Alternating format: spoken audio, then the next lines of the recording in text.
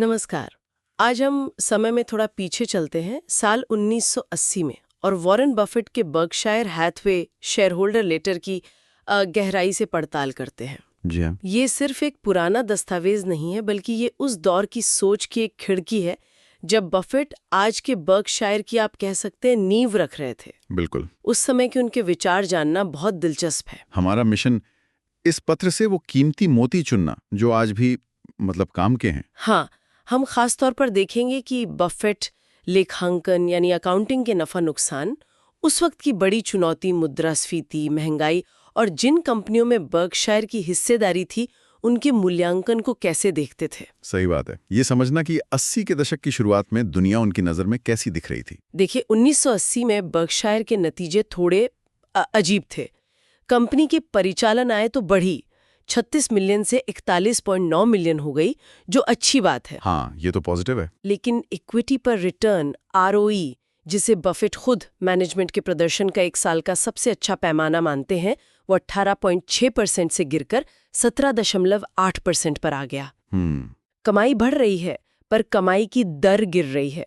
यहीं से कहानी शुरू होती है। आखिर ये ROE इतना महत्वपूर्ण क्यों है, और अगर कमाई बढ़ रही है तो इसकी गिरने का क्या मतलब है, इसकी सीमाएं क्या हैं?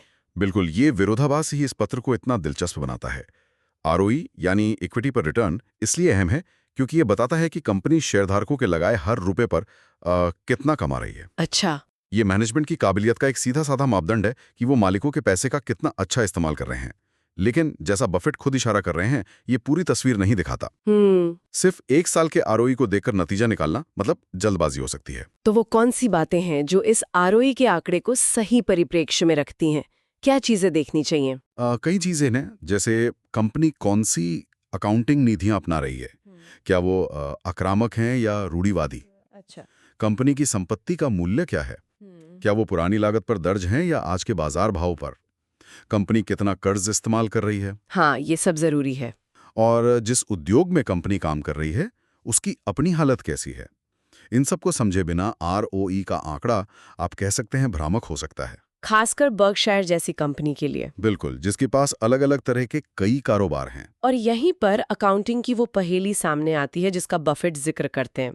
वो बताते हैं कि बर्कशायर जिन कंपनियों में निवेश करता है उनकी कमाई को खातों में कैसे दिखाया जाता है, ये इस बात पर निर्भर करता है कि बर्कशायर की हिस्सेदारी कितनी है। हाँ, ये बहुत महत्वपूर्ण है। अगर 50% से ज्यादा है तो उस कंपनी की पूरी आय, खर्च, संपत्ति, देनदारी सब बर्कशायर के खातों में जुड़ जाती है। इसे कहते हैं पूर्ण समीकरण, फुल कंसोलिडेशन। हाँ। और अगर हिस्सेदारी 20% से 50% के बीच है तो बर्कशायर उस कंपनी की कमाई का अपना हिस्सा, चाहे वो डिविडेंड के रूप में मिला हो या नहीं, अपनी आय में दिखाता है। ये इक्विटी विधि कहलाती है। Equity method. अच्छा। लेकिन सबसे दिलचस्प तीसरी श्रेणी है। हाँ, वो कंपनियां जिनमें बर्कशायर की हिस्सेदारी 20% से कम है।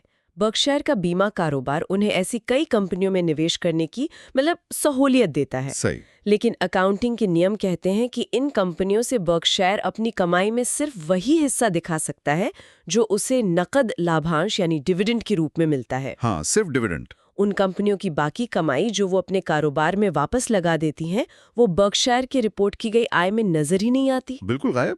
और यहाँ बात सच में सोचने वाली हो जाती है।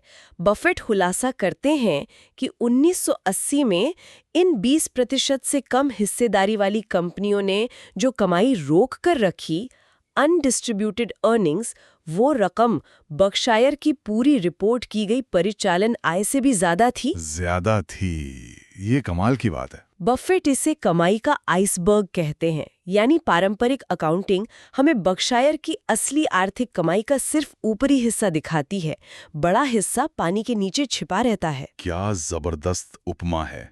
ये आर्थिक सच्चाई और अकाउंटिंग के नियमों के बीच के फर्क को एकदम साफ कर देती है। हाँ। देखिए, अकाउंटिंग के नियम अक्सर रूढ़िवादी होते हैं। वो सिर्फ पक्की मिली हुई आय को ही दिखाना पसंद करते हैं। अच्छा। लेकिन बफेट का तर्क है कि असली आर्थिक मूल्य इस बात में है कि वो रोकी गई कमाई का इस्तेमाल कितनी समझदारी से हो रहा है।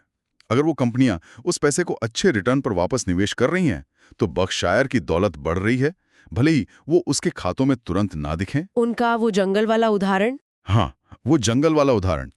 अगर हमारे आंशिक स्वामित्व वाले जंगल में एक कीड़ बढ़ता है, लेकिन हम अपनी वित्तीय विवरणों में वृद्धि दर्ज नहीं करते हैं, तो भी हम उस पेड़ के हिस्से का मालिक हैं। आर्थिक मूल्य तो बन रहा है। लेकिन ये थोड़ा अजीब नहीं लगता कि अकाउंटिंग इस तरह से कमाई को छुपा सकती है? इसका मतलब कारण क्या है? इसका मुख्य कारण नियंत्रण यानी कंट्रोल और निश्चितता यानी सर्टेनिटी है। अकाउंटिंग मानक बनाने वाले सोचते हैं कि जब तक आपका किसी कंपनी पर नियंत्रण नहीं है, मतलब 50% से ज्यादा हिस्सेदारी या महत्वपूर्ण प्रभाव नहीं है, 20 से 50% वाला, तब तक आप उसकी कमाई को अपना नहीं मान सकते। क्यों? क्योंकि आप तय नहीं कर सकते कि वो कमाई आपको कब और कैसे मिलेगी। डिविडेंड मिलना निश्चित है, इसलिए उसे गिना जाता है। ये एक तरह की सावधानी है। लेकिन बफेट कहते हैं कि ये सावधानी कभी-कभी आर्थिक हकीकत को पूरी तरह से छुपा देती है। बिल्कुल, और ये आर्थिक हकीकत को छुपा देती है। इसी छुपी हुई कमाई के तर्क से जुड़ा है उनका शेयर बायबैक का समर्थन। बिल्कुल। बफेट कहते हैं कि अगर कोई कंपनी जिसमें उनकी हिस्सेदारी है अपने ही शेयर बाजार से वापस खरीदती है, खासकर तब जब शेयर का भाव उसके आंतरिक मूल्य से कम हो, मतलब बिजनेस की असल कीमत से कम, तो ये पूंजी का बेहतरीन इस्तेमाल है। हाँ, वो इंट्रिंसिक वैल्यू की बात करते हैं। सही। जब कंपनी सस्ते में अपने शेयर खरीदती है, तो बचे हुए शेयर धारकों का हिस्सा कंपनी में अपने आप बढ़ जाता है, बिना उन्हें कुछ किए। बफेट मानते थे कि ये अक्सर डिविडेंड देने से भी ज्यादा फायदेमंद हो सकता है। और ये वो 80 के दशक में कह रहे थे। हाँ, ये देखना दिलचस्प है कि वो तब भी बायबैक के इतने बड़े समर्थक थे। ये हमें लंबी अवधि बनाम छोटी अवधि के प्रदर्शन पर लाता है। बफेट कहते हैं कि सिर्फ एक साल के आरओई को देखने के बजाय लंबी अवधि के प्रदर्शन को देखना चाहिए, जिसमें सारी पूंजीगत बढ़त और घाटा, रियलाइज्ड या अनरियलाइज्ड, सब शामिल हों। हाँ, कैपिटल गेन्स और लॉसेस। और जब ऐसा करते हैं तो नतीजा क्या निकलता है? बर्कशायर का लंबे अवधि का रिटर्न उसके औसत सालाना रिपोर्ट किए गए रिटर्न से कहीं ज्यादा रहा है। और इसका सीधा संबंध उसी आइसबर्ग से है। वो जो 20% से कम वाली कंपनियों की रोकी गई कमाई थी, वो समय के साथ उन कंपनियों के बाजार मूल्य में वृद्धि के रूप में सामने आती है। अच्छा। बफे मानते हैं कि ये हर साल बराबर नहीं होता, इसका समय तय नहीं होता, और ये बिल्कुल डॉलर के बदले डॉलर नहीं होता। और हाँ, एक जरूरी चेतावनी, अगर आपने किसी कंपनी को बहुत ही ज्यादा मतलब बेवकूफ़ी भरी कीमत कर खरीदा है, तो 10 साल की अच्छी कमाई भी उस नुकसान की भरपाई नहीं कर पाएगी। कीमत मायने रखती है। कीमत बहुत मायने रखती है। लेकिन सही कीमत पर खरीदने पर नतीजा शानदार रहा है। पिछले 16 सालों में 1965-1980 बर्कशायर का बुक वैल्यू प्रति शेयर $19.46 से बढ़कर $400.80 हो गया। जबरदस्त। ये 20.5% की सालाना चक्रवृद्धि वृद्धि दर CAGR है। और बफेट विनम्रता से ये भी मानते हैं कि ये कई गलतियों के बावजूद हासिल हुआ। हाँ, वो हमेशा अपनी गलतियां मानते हैं। यही बफेट के निवेश दर्शन का सार है। बेहतरीन व्यवसायों में हिस्सेदारी खरीदना, उनके मैनेजमेंट पर भरोसा करना कि वो कमाई को समझदारी से वापस निवेश करेंगे, और फिर सब्र रखना।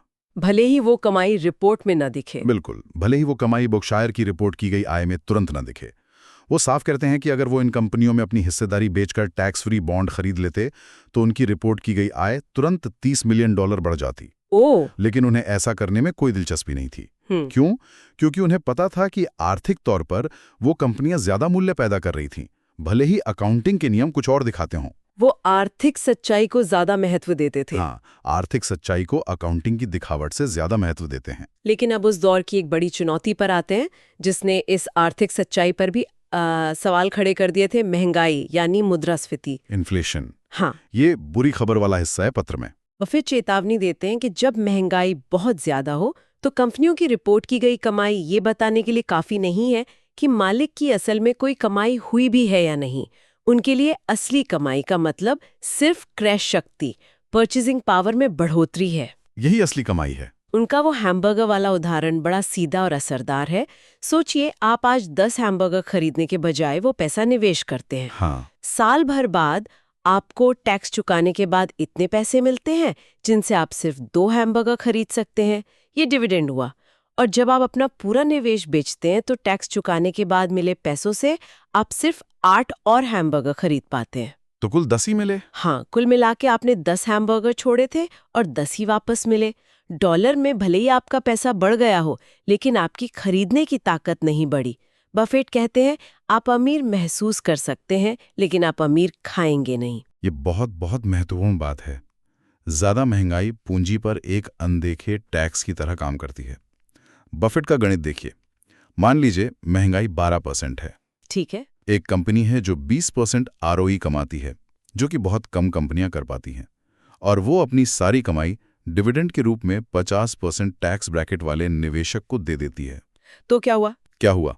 20% कमाई का आधा यानी 10% तो इनकम टैक्स में चला गया। हाँ। बचा 10%, लेकिन महंगाई 12% है। तो असल में उस निवेशक की खरीदने की ताकत साल की शुरुआत से 2% कम हो गई। कम हो गई। कंपनी ने मुनाफा कमाया, निवेशक ने टैक्स दिया, लेकिन फिर भी वो पहले से गरीब हो गया। तो ये दोहरी मार है। एक तो महंगाई का टैक्स जो आपकी पूंजी की कीमत घटाता है, और दूसरा इनकम टैक्स जो आपकी नाम मात्र कमाई पर लगता है, असली कमाई पर नहीं। बिल्कुल, नॉमिनल वर्सेस रियल, और ये दोनों मिलकर औसत निवेशक के लिए असली रिटर्न को नेगेटिव बना सकते हैं, भले ही कंपनी अच्छा मुनाफा दिखा रही हो। हैं कि बर्कशायर के पास इस समस्या का कोई कॉर्पोरेट समाधान नहीं है। उनकी पूंजी महंगाई के हिसाब से एडजस्ट नहीं होती, इंडेक्स नहीं होती। हाँ। कमाई को वापस निवेश करके वो शेयर धारकों पर लगने वाले तत्कालिक इनकम टैक्स को कुछ समय के लिए टाल देते हैं, लेकिन महंगाई का अदृश्य टैक्स तो लगता ही रहता है।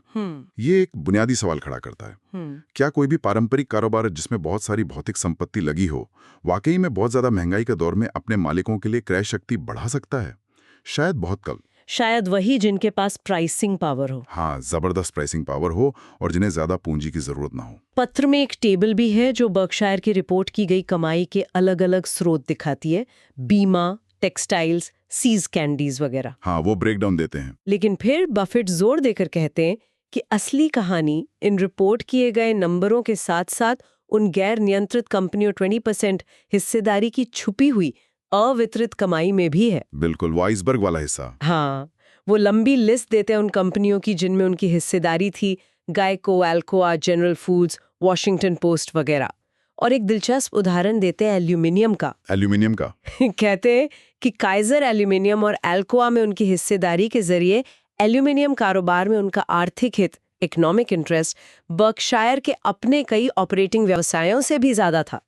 मतलब रिपोर्टेड कमाई से कहीं ज्यादा बड़ा दांव। हाँ, इसका मतलब ये हुआ कि बर्कशायर का भविष्य सिर्फ उनके अपने चलाए जा रहे बिजनेस पर ही नहीं, बल्कि इन बड़ी गैर नियंत्रित कंपनियों और उनके उद्योगों के प्रदर्शन पर भी बहुत ज्यादा निर्भर था। ये बर्कशायर की कमाई की ताकत के छिपे हुए आयाम को दिखाता है। बिल्कुल, और इसका सबसे बड़ा उदाहरण शायद जीआई को था। हाँ, जीआईको का मामला वाकई अनोखा है।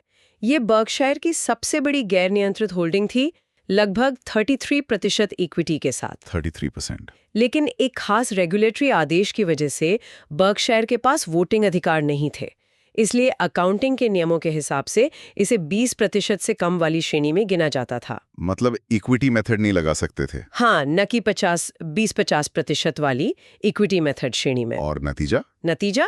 बर्कशायर की किताबों में जायको से सालाना सिर्फ $3 मिलियन की आय दिखती थी, डिविडेंड के रूप में। सिर्फ $3 मिलियन?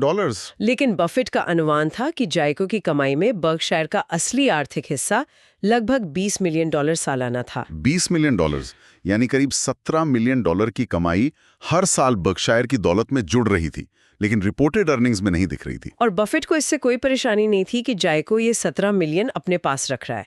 ये आम सोच से थोड़ा अलग लगता है, लोग तो डिविडेंड चाहते हैं। बफेट पूरी तरह से सहज थे, बल्कि खुश थे।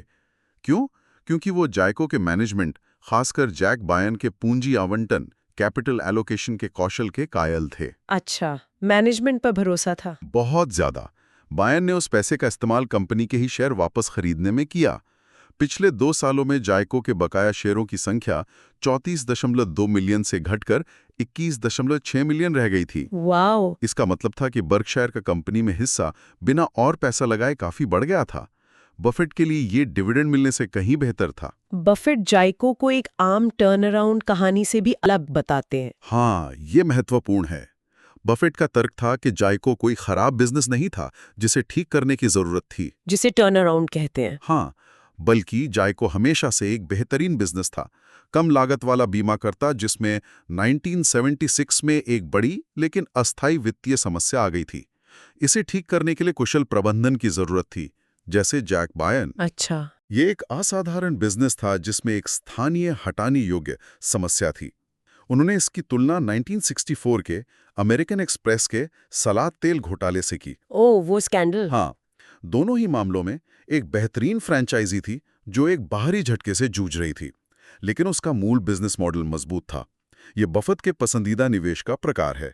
बेहतरीन बिजनेस मुश्किल में। अब बीमा उद्योग की बात करते हैं, जो बर्कशायर के लिए रीढ़ की हड्डी जैसा है। 1980 में इस उद्योग के हालात अच्छे नहीं थे। अंडरराइटिंग का प्रदर्शन बिगड़ रहा था। संयुक्त अनुपात, कंबाइंड रेशियो, हाँ, कंबाइंड रेशो 1979 में 100.6 से बढ़कर 1980 में 103.5 हो गया। संयुक्त अनुपात 100 से ऊपर होने का सीधा मतलब है कि बीमा कंपनियां पॉलिसी बेचने से जितना कमा रही थी, उससे ज्यादा दावों और खर्चों में गंवा रही थीं। मतलब अंडरराइटिंग लॉस हो रहा था। हाँ, बफेट को डर था कि 1981 और 82 में ये और बिगड़ेगा। लेकिन इससे भी गहरी एक और समस्या थी जो अकाउंटिंग और गिरते बॉन्ड बाजार से जुड़ी थी। वो क्या थी? हुआ यह था कि ब्याज दरें बढ़ने से पुराने कम ब्याज वाले बॉन्ड्स की बाजार कीमत गिर गई थी। लेकिन अकाउंटिंग के नियम बीमा कंपनियों को इजाजत देते थे कि वो इन बॉन्ड्स को अपनी किताबों में उनकी परिशोधित लागत पर दिखाएं, अमोर्टाइज कॉस्ट। ये परिशोधित लागत क्या बला है, इसे सरल शब्दों में समझाएंगे? जरूर। परिशोधित लागत एक अकाउंटिंग तरीका है। मान लीजिए आपने 100 रुपए का बॉन्ड 90 रुपए में खरीदा, जो 5 साल बाद 100 रुपए देगा। ठीक है। परिशोधित लागत का मतलब है कि आप हर साल बॉन्ड की कीमत को अपनी किताबों में थोड़ा थोड़ा बढ़ाते जाएंगे, 90 से 100 की तरफ, भले ही बाजार में उसकी कीमत रोज कुछ भी चल रही हो। अच्छा, धीरे धीरे एडजस्ट करते हैं। हाँ, ये तरीका तब तक ठीक है जब तक आप बॉन्ड को मैच्योरिटी तक रखने वाले हैं। लेकिन समस्या तब आती है जब बाजार में कीमत असल में बहुत ज्यादा गिर जाए। मान लीजिए 60 रुपए रह जाए और आपको उसे बेचना पड़े। और बीमा कंपनियों को बॉन्ड क्यों बेचने पड़ सकते थे? यहीं पर वो बॉन्ड ट्रैप था। बफेट बताते हैं कि कई बड़ी बीमा कंपनियां ऐसी हालत में थीं कि अगर उनके बॉन्ड पोर्टफोलियो को बाजार भाव पर देखा जाता तो उनकी कुल संपत्ति, नेटवर्थ बहुत कम या शायद नेगेटिव भी हो जाती। बाप रे। अब सोचिए, अगर ऐसी कंपनी घाटे से बचने के लिए अपनी बीमा पॉलिसी की दरें बढ़ाती है तो उसका बिजनेस कम हो सकता है, प्रीमियम वॉल्यूम घटेगा। हाँ, लोग महंगी पॉलिसी नहीं लेंगे। सही। बिजनेस घटेगा तो उसे दावे चुकाने के लिए अपनी संपत्ति यानी बॉन्ड बेचनी पड़ेगी, और जैसे ही वो बाजार में गिरी हुई कीमतों पर बॉन्ड बेचेगी, किताबों में दिख रहा अनरियलाइज्ड नुकसान रियलाइज बन जाएगा और कंपनी की नेटवर्थ रातों रात खत्म हो सकती है। तो इसका नतीजा क्या होता?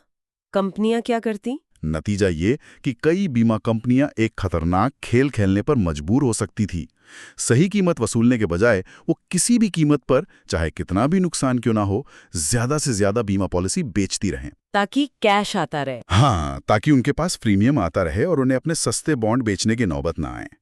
इसे एसेट मेंटेनेंस अंडरराइटिंग कहा जा सकता है, यानी संपत्ति बचाने के लिए खराब बीमा करना। ये तो बहुत खतरनाक है। हाँ, ये हरकत पूरे उद्योग के लिए कीमती गिराए रखती और अंडरराइटिंग के संकट को और लंबा खींचती। बर्कशायर इस जाल से कैसे बच सकता था? क्या उनके पास कोई तरीका था? बर्कशायर की अपनी पूंजी की स्थिति बहुत मजबूत थी, खासकर अगर उनके बॉन्ड्स को भी बाजार भाव पर देखा जाए। इस वित्तीय ताकत की वजह से उनके पास ज्यादा सहन शक्ति और बेहतर विकल्प चुनने की गुंजाइश थी। वो मना कर सकते थे खराब बिजनेस लेने से। बिल्कुल, वो खराब बिजनेस लेने से मना कर सकते थे। लेकिन बफेट ये भी मानते हैं कि वो भी उद्योग की इस मूल्य निर्धारण की समस्या से पूरी तरह अछूते नहीं रह सकते थे। अच्छा। अगर बाकी सब सस्ते में बीमा बेच रहे हैं तो समझदार खिलाड़ी के लिए भी टिके रहना मुश्किल हो जाता है। हाँ, ये तो है। पत्र में बर्कशायर के अपने अलग अलग कारोबारों का भी जिक्र है। एक सरसरी नजर डालें तो क्या चल रहा था उनमें? हाँ, बहुत संक्षेप में। नेशनल इंडेमनिटी अपने अनुशासित अंडरराइटिंग के लिए जानी जाती थी। होम एंड ऑटो इंश्योरेंस में सुधार हो रहा था। ठीक। रीइंश्योरेंस का बाजार बहुत प्रतिस्पर्धी और अविवेकी हो गया था। बफेट ने उसे शौकिया रात कहा, जहां नए खिलाड़ी बिना सोचे समझे कीमतें गिरा रहे थे, इसलिए वहां बढ़ने की उम्मीद नहीं थी। अच्छा। होमस्टेट ऑपरेशंस में गंभीर दिक्कतें थी। आयोवा ऑपरेशन बंद करना पड़ा। वर्कर्स कॉम्प में साइप्रस अच्छा कर रहा था। टेक्सटाइल कारोबार में वॉम्बिक मिल बंद करनी पड़ी। बफेट ने इसे अपनी गलती माना कि उन्होंने सच्चाई का सामना करने में देर की। एसोसिएटेड रिटेल स्टोर्स का प्रदर्शन शानदार था। ये दिखाता है कि एक बड़े ग्रुप में भी हर बिजनेस की अपनी कहानी होती है। हाँ, उतार चढ़ाव चलते रहते हैं। फिनेंसिंग की तरफ देखें तो इलिनॉइस नेशनल बैंक की बिक्री हुई और बर्कशायर ने $60 मिलियन का लंबा कर्ज भी लिया। ये थोड़ा अजीब नहीं लगता, जबकि बफेट हमेशा कर्ज से बचने की बात करते हैं? ये दिलचस्प है। उन्होंने कर्ज इसलिए नहीं लिया कि उन्हें तुरंत पैसों की जरूरत थी, बल्कि इसलिए कि उन्हें लगता था कि भविष्य में, शायद तब जब बाजार में पैसा मिलना मुश्किल या महंगा हो, उन्हें इस पैसे का बहुत अच्छा इस्तेमाल करने के मौके मिलेंगे। अच्छा, भविष्य के लिए तैयारी। हाँ, वो हमेशा भविष्य के अवसरों के लिए वित्तीय मारक क्षमता, फाइनेंशियल फायर पावर रखना चाहते थे। ये उनके अधिग्रहण के दर्शन से भी जुड़ता है। वो कैसे? वो ऐसे बिजनेस पसंद करते हैं जो नकदी पैदा करते हैं, न कि ऐसे जो नकदी खाते हैं, खासकर महंगाई के माहौल में। Cash generating business? बिल्कुल। वो हमेशा चाहते हैं कि कंपनी के पास भरपूर नकदी हो, कर्ज कम हो और पूंजी की ताकत बनी रहे। भले ही इस रूढ़िवादी तरीके से इक्विटी पर रिटर्न थोड़ा कम दिखे, लेकिन ये मुश्किल समय में टिके रहने और अच्छे मौके लपकने की आजादी देता है। पत्र का अंत एक बहुत ही व्यक्तिगत नोट पर होता है। इलिनॉइस नेशनल बैंक के संस्थापक जीन एबेक को श्रद्धांजलि, जिनका 1980 में निधन हो गया था। हाँ, और ये श्रद्धांजलि बहुत कुछ कहती है बफेट के बारे में। क्या खास था उसमें? बफेट बताते हैं कि जब उन्होंने एबेक से बैंक खरीदा तो एबेक मालिक से कर्मचारी बन गए, लेकिन उनका रवैया नहीं बदला। बफेट उनकी ईमानदारी, कड़ी मेहनत, प्रबंधन कौशल और सबसे बढ़कर एक ट्रस्टी या विश्वास पात्र फिडुशियरी के रूप में उनके नजरिए की तारीफ करते हैं। अच्छा। एबेक हमेशा पहले बुरी खबरें बताते थे और सालों बाद भी बिजनेस की अनदेखी खूबियों के बारे में बताते रहते थे।